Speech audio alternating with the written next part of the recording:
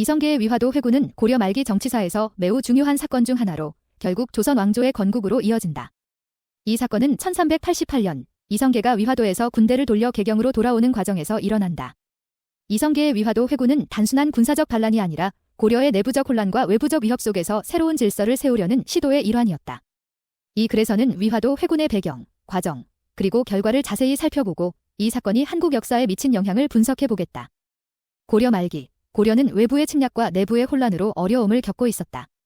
원나라의 쇠퇴와 명나라의 부상, 그리고 여진족과 왜구의 침입 등이 국가를 위협하고 있었다.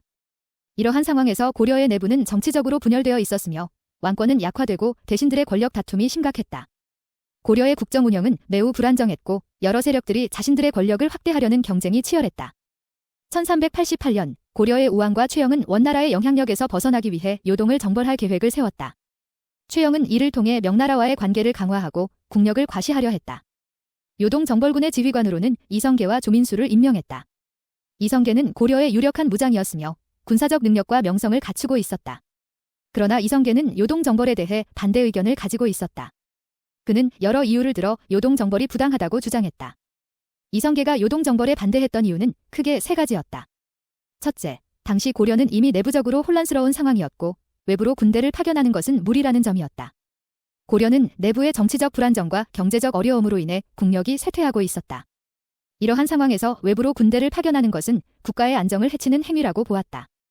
둘째, 여름철의 군사 행동은 병사들에게 큰 고통을 줄 것이며 성공 가능성이 낮다는 점을 지적했다. 여름철은 군사작전을 수행하기에 매우 어려운 시기였으며 병사들은 더위와 질병으로 인해 고통을 겪을 가능성이 높았다.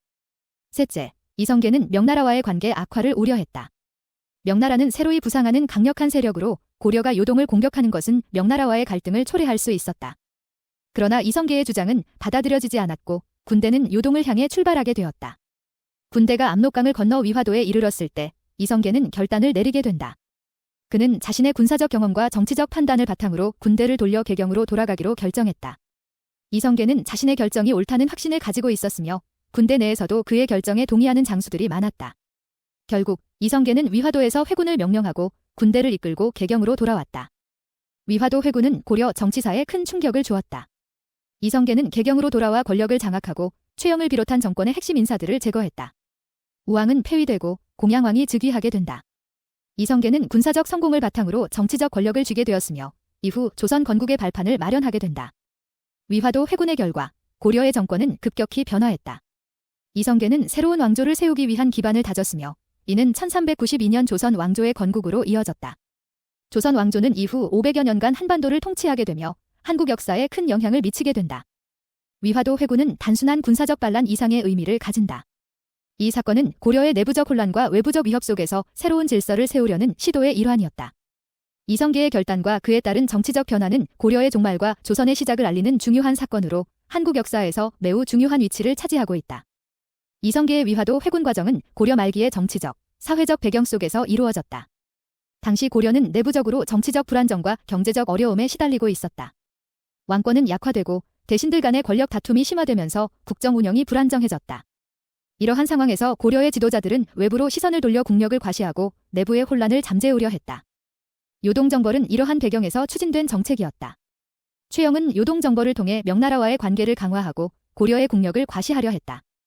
그러나 이성계는 이러한 정책에 대해 반대 입장을 가지고 있었다. 그는 당시 고려의 상황을 고려할 때 요동정벌이 불필요하고 위험하다고 판단했다. 그의 이러한 판단은 이후 위화도 회군의 중요한 배경이 된다. 이성계는 위화도에서 군대를 돌려 개경으로 돌아가는 결단을 내렸다. 이는 단순한 군사적 결정이 아니라 고려의 정치적 상황을 바꾸는 중요한 전환점이 되었다. 이성계는 군대를 돌려 개경으로 돌아오면서 최영을 비롯한 정권의 핵심 인사들을 제거하고 정치적 권력을 장악했다. 우왕은 폐위되고 공양왕이 즉위하게 된다. 이성계는 이를 통해 새로운 왕조를 세우기 위한 기반을 다졌다.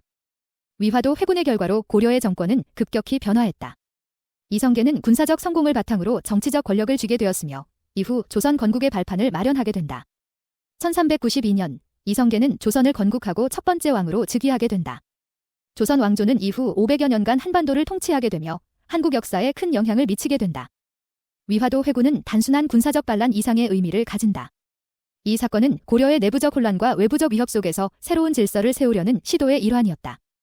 이성계의 결단과 그에 따른 정치적 변화는 고려의 종말과 조선의 시작을 알리는 중요한 사건으로 한국 역사에서 매우 중요한 위치를 차지하고 있다.